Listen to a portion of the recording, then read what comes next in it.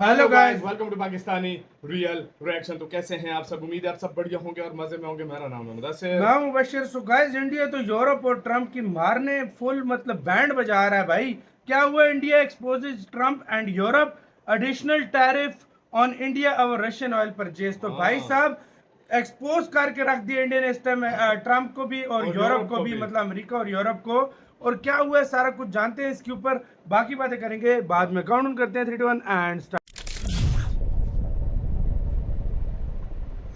नमस्कार, welcome to career 247। मैं हूं पंगा हो प्रशांत रहा है धवन। बड़ा यार बिल्कुल भाई, सही, यार यहाँ पे बड़ा आप पंगा लोग हो पढ़ गया रहे हैं। यार। अब आज के समय ट्रम्प वर्सेस इंडिया ही हो चुका है। वही डोनाल्ड लग रहा ट्रम्प है, ने ट्रम्प वर्सेस स्पेसिफिकली इंडिया। अब भारत को सिंगल आउट करके टारगेट करना स्टार्ट कर दिया वह है। आप अलग देख करके पाओगे रिसेंटली डोनाल्ड ट्रम्प ने ये ट्वीट करी है, भारत ना सिर्फ बहुत बड़ी संख्या में रशिया से कच्चा तेल परचेज कर रहा है, ये लोग उस कच्चे तेल को फिर ओपन मार्केट में बेच भी रहे हैं बहुत सारा प्रॉफिट वो कमाने भी के लिए। बोला है इसने। इनको कोई परवाह नहीं है, मतलब भारतीयों की बात कर रहे हैं, इनको कोई परवाह नहीं है कि कितने लोग यूक्रेन में मारे जा रहे हैं by the Russian war machine. अब देखो, सच्ची बात तो ये है कि ट्रम्प ये खुद एडमिट कर चुके हैं कि जो यूएसए की जिद थी कि यूक्रेन को नेटो में ज्वाइन किया जाए, इसी की वजह से ये वॉर स्टार्ट हुई है। ये बात डोनाल्ड ट्रम्प ऑन रिकॉर्ड कह चुके हैं। जरा आप देख पाओगे, यूएस मीडिया का मैं आपको आर्टिकल दिखा रहा हूं, और रशिया ने ट्रम्प की प्रशंसा भी करी थी कि ट्रम्प ने फाइनली सच बात बोली है कि हाँ, NATO was a major cause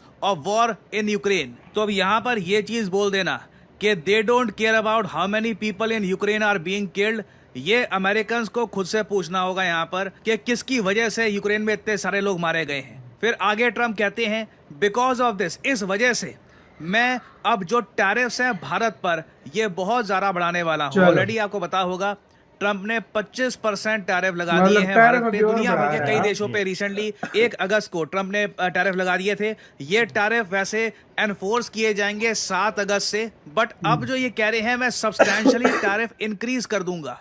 अब देखना ये होगा 25% से ये टैरिफ कितने बढ़ाए जाएंगे, 50%, 60%, we do not know. Again इसका इम्पैक्ट भारत पे पड़ेगा। इंडिया यूएस का जो ट्रेड है उसका मैं कहूंगा कि 50-60% जो भारत के एक्सपोर्ट्स हैं टू द यूएस, ये कवर होंगे इन टैरिफ्स में। अभी भी वैसे मैं ये बात ऐड कर दूं, जो दवाइयां भारत में बनती है, फार्मास्यूटिकल आइटम्स जो यूएसए में एक्सपोर्ट की जाती है, उनको इन 25% टैरिफ वाली लिस्ट में नहीं डाला गया। ना स्मार्टफोन्स को डाला गया है, ना कॉपर को, ना वेरियस और इंपॉर्टेंट एलिमेंट्स को, मगर ट्रम्प स्पेसिफिकली टारगेट कर रहे हैं उन इंडस्ट्रीज को जिनसे भारत में बनती है jobs, textile sector, jewellery sector, various और बहुत सारे मैन्युफैक्चरिंग सेक्टर। और इतिहास में आप देख लीजिए, किसी भी यूएस प्रेसिडेंट ने ना इंडिया के साथ यूएस के रिलेशंस खराब करने की कोशिश इस हद तक नहीं करी है। और यहाँ पे मैं उन लोगों से भी एक सवाल पूछना चाहूंगा, वो लोग कहाँ पे हैं जो कुछ आर्टिकल्स वगैरह देखकर ये बोल रहे थे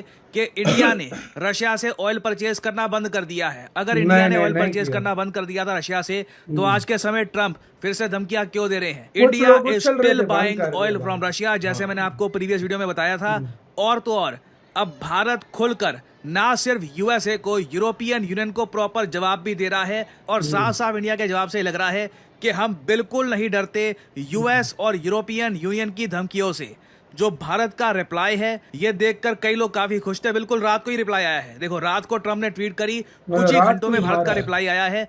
जो एक्चुअल स्टेटमेंट है ये मैं आपको दिखाना चाहता हूँ। सीधा सीधा यहाँ पे आप देख पाओगे, भारत की स्टेटमेंट में ये लिखा है कि इंडिया को आज के समय टारगेट किया जा रहा है यूनाइटेड स्टेट्स ऑफ अमेरिका और यूरोपियन यूनियन द्वारा for importing oil from Russia after the commencement of the Ukraine conflict. सीधा सीधा भारत को किया जा रहा है टारगेट। इनफैक्ट भारत ने इंपोर्ट करना शुरू किया था रशिया से, क्योंकि जो ट्रेडिशनल सप्लाईज थी वो डाइवर्ट की जा रही थी to Europe after the outbreak of the conflict. मतलब कि जो गल्फ कंट्रीज हैं, सऊदी अरेबिया, यूएई वगैरह, ये ज्यादा ऑयल यूरोप को सेल कर रही थी। तो ऑब्वियसली इंडिया को कहीं ना कहीं से ऑयल परचेज करना था, तो we had to buy from Russia. आगे ये बहुत ही इंपॉर्टेंट लाइन है, United States at that time, उस वक्त यूनाइटेड स्टेट्स ऑफ अमेरिका ने एनकरेज किया था भारत को कि हाँ, आप रशिया से कच्चा तेल परचेज करो, इससे ग्लोबल एनर्जी मार्केट स्टेबल रहेगी। एरिक गारसेती के बारे में आप सबको याद होगा,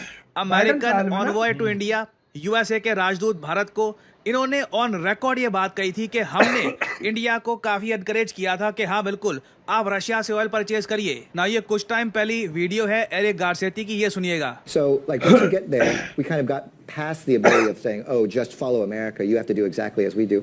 And we take the smaller victories. Like, actually, they bought Russian oil because we wanted somebody to buy Russian oil at a price cap. That was not a violation or anything. It was actually the design of the policy, because as a commodity, we didn't want oil prices going up. And they fulfilled that. ना यहाँ पे उन्होंने खुल के बोला है कि जो पॉलिसी डिजाइन करी गई थी उसमें डिसाइड ये किया गया था कि एक कैप्ड प्राइस $60 का जो कैप्ड प्राइस होगा उसके अंडर ही रशिया ऑयल बेचेगा। बेसिकली इससे क्या होगा, रशिया इंटरनेशनल मार्केट प्राइस उसके हिसाब से कच्चा तेल नहीं बेच पा रहा होगा और इससे ग्लोबल ऑयल सप्लाई में भी आग नहीं लग जाएगी। क्योंकि देखो, आप अगर ये कहो कि जो मिडिल ईस्ट का तेल है ये डाइवर्ट कर दिया जाएगा यूरोप को, जो रशिया का तेल है ये भारत परचेज करेगा नहीं, सडनली उस केस में महंगाई, इन्फ्लेशन ना सिर्फ भारत में, इवन चाइना में, पूरे एशिया में आग की तरह फैल जाएगी। It will hurt the entire global economy. और इसका इम्पैक्ट देखो साफ साफ हमको ये दिखा है कि भारत में जो फ्यूल के प्राइसेस हैं ये काफी हद तक स्टेबल रहे हैं। अब लोग कहते हैं कम क्यों नहीं हुए, रशिया से अगर हमने ऑयल परचेज किया कम क्यों नहीं हुए। देखो, आप अगर पेट्रोल के प्राइसेस को कंपेयर करोगे 2021 से लेकर 2023 तक, इंडिया में अगर 100 रुपए के आसपास का पेट्रोल था 2021 में, तो ऑलमोस्ट सेम प्राइस ही था उसका 2023 में। काफी हद तक पेट्रोल के प्राइसेस स्टेबल रहे हैं, जबकि आप श्रीलंका, पाकिस्तान, नेपाल और जगह आप देख लीजिए जो फ्यूल के प्राइसेस हैं ये लगातार स्पाइक किए हैं। और जब अचानक से दाम बढ़ जाते हैं इससे कंट्री की इन्फ्लेशन पर भी इम्पैक्ट आता है। तो भारत ने साफ साफ यहाँ पे जवाब दिया है कि जो देश आज के समय भारत के अगेंस्ट बोल रहे हैं ये कंट्रीज खुद आज भी रशिया से ट्रेड करते हैं। अब देखिए, खुलकर बात की जा रही है। यूरोपियन यूनियन ने 2024 में बायलैटरल ट्रेड किया था 67 बिलियन यूरो का विद रशिया। ये इंडिया रशिया ट्रेड से भी ज्यादा है। उसके अलावा हमने यहाँ पर यह भी बात लिखी है कि यूरोप रशिया से ना सिर्फ आज भी एलएनजी और फ्यूल परचेज कर रहा है, ये लोग फर्टिलाइजर परचेज करते हैं रशिया से, mining products, chemicals, iron, steel और साथ ही साथ even United States of America को आप देख लीजिए। हिपोक्रेसी यहाँ पर ओपनली देखिए कॉल आउट करने की आवश्यकता है, क्योंकि यूनाइटेड स्टेट्स ऑफ अमेरिका खुलकर रशिया से यूरेनियम हेक्सोफ्लोराइड, जी हाँ, ये न्यूक्लियर इंडस्ट्री के लिए बहुत ज्यादा इंपॉर्टेंट है।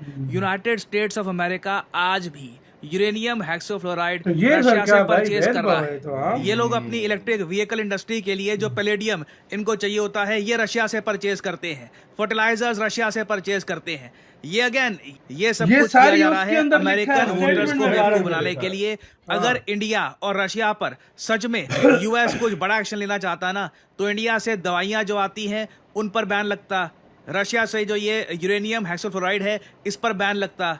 तो इंडिया ने प्रॉपरली यहाँ पर जवाब दिया है कि टारगेट करना भारत को ये अनजस्टिफाइबल है, अनरीजनेबल है। भारत को टारगेट यहाँ पर नहीं करना चाहिए। किसी भी मेजर इकोनॉमी की तरह इंडिया ऑब्वियसली स्टेप्स उठाएगा ताकि हमारे नेशनल इंटरेस्ट और इकोनॉमिक सिक्योरिटी ये पैरामाउंट हो, ये सबसे ऊपर रहे। अब यहाँ पे आप पूछोगे चलो अच्छी बात है, भारत ने जवाब तो दे दिया, मगर अब होगा क्या टैरिफ और लगेंगे? लगता तो यही है, भारत पे और टैरिफ लगने वाले हैं। ट्रंप ये भी कोशिश कर रहे हैं वैसे कि भारत से जो दवाइयां आती हैं यूनाइटेड स्टेट्स ऑफ अमेरिका को, उसका भी कुछ और ये रास्ता निकाले, कहीं और से दवाइयां ये अपने देश में इंपोर्ट करें। अभी हालांकि यूएसए उसका समाधान निकाल पाया नहीं है, बट हर तरफ से ये इंडियन इकोनॉमी को नुकसान पहुंचाने का प्रयास कर रहे हैं। जो कई यूएस के बाकी सेनेटर्स हैं, फॉर एग्जाम्पल लिंडजी ग्रैम, ये खुल के आज के समय भारत के अगेंस्ट ट्वीट्स कर रहे हैं। और तो और मैं ये भी देख रहा हूँ कई अमेरिकन एमपीज हैं ये अब कह रहे हैं कि इंडियन H-1B वीजा को भी अब खत्म कर दो। इसी वीजा के अंडर भारत से कई जो आईटी के वर्कर्स हैं ये जाते हैं यूएसए में काम करने के लिए। ये कह रहे हैं कि एंड H-1B वीजा में आपको एक साफ साफ बात बता दूं, भारतीयों के अगेंस्ट जो आप रेसिज्म देखते हो ना, उसका एक बड़ा रीजन ये है हम लोग इतने काबिल हैं कि वेस्ट में जाकर जो हाई एंड आईटी जॉब्स हैं यहाँ पे हम काम कर सकते हैं और अच्छी परफॉर्मेंस भी हम देते हैं। ये बात इलॉन मस्क खुद कह चुके हैं कि जो अमेरिकन या फिर जो नॉर्थ अमेरिका के लोग रहते हैं कनाडा वगैरह में, ये लोग इतने काबिल नहीं है, इतने हार्ड वर्किंग नहीं है और अमेरिकन कंपनीज को इंडियन आईटी वर्कर्स चाहिए ताकि वो एक कंपैरेटिव एज बनाकर रखें। मगर जो कई अमेरिकन पॉलिटिशियंस हैं वो अपनी जनता को खुश करने के लिए कह रहे हैं कि H-1B वीज़ा इसको बिल्कुल ख़त्म कर दो। और जो जॉब्स इंडियंस को मिलती है वो अब अमेरिकन को देनी स्टार्ट कर दो। और इस बात को लेकर देखिए अमेरिकन कंपनी को दबा देंगे बहुत ज्यादा भाई। स्ट्रांगली फील करते हैं। कई अमेरिकन ओपनली रेसिज्म भी करना स्टार्ट कर देते हैं इंडियंस के अगेंस्ट, क्योंकि एक जेलसी बहुत बड़ा फैक्टर है यहाँ पे। तो मैं आप सब लोगों को यहाँ पर ये कहूंगा, बिल्कुल आज के समय भारत पे प्रेशर डाला जाएगा। मैंने आपको पहले बोल दिया था, आने वाले समय में काफी स्टेटमेंट्स आएंगी यूरोप से, यूएसए से। हमें एज ए कंट्री यूनाइटेड खड़े रहना होगा। और यहाँ पे मैं ये भी ऐड कर दूं, ये अज्यूम मत कर लेना कि यूएसए कुछ इंडिया का दुश्मन बन गया वगैरह। ये ट्रम्प का टैक्टिक है भारत पे प्रेशर डालने का। व्लादिमीर पुतिन ट्रम्प की बात इस वक्त सुन नहीं रहे, और ट्रम्प आज के समय कोशिश ये कर रही है कि इंडिया पे प्रेशर डालकर कुछ रशिया से कुछ बातचीत वगैरह इनकी हो जाए, सीज फायर हो जाए, जो लगता नहीं है होने नहीं वाली। इवेंचुअली ट्रम्प को पता लगेगा ना रशिया यूक्रेन वॉर रुकी, इंडिया के साथ रिलेशंस और खराब कर दिए। तो ऐसी ट्वीट्स अभी आएंगी मेरे ख्याल से। अब धीरे धीरे हम लोग डिसेंसिटाइज्ड भी हो रहे हैं ऐसी ट्वीट्स को लेकर। आई थिंक आने वाले टाइम में ट्रम्प ऐसी ट्वीट्स अब और करेंगे, लोग काफी हद तक उसको नॉर्मल मानना स्टार्ट कर देंगे कि हाँ ठीक है ट्रम्प है, बोलते हैं। बट इससे लार्जर स्केल पर जो इंडिया यूएस रिलेशंस हैं उन पर मैं नहीं मानता अभी भी कोई बड़ा इम्पैक्ट आने वाला है। एग्जाम्पल इसी के साथ हुई यार वीडियो खत्म। तो यार सीधी सी बात है, ट्रम्प बड़भोला बंदा है। अभी तो इंडियंस को आदत हो गई है भाई, वो रोज लगा रहता है इंडिया इंडिया, सुबह उठता है उसको इंडिया याद आ जाता है। तो भाई साहब अभी ये लगा रहेगा, लेकिन भारत अब इस पे गेम बैठाना। सीधी बात बताऊं, देखो वो खुद ले रहे हैं रशिया से अपने इलेक्ट्रिक व्हीकल के लिए, मतलब यूरेनियम वगैरह, मतलब मुख्तलिफ चीजें।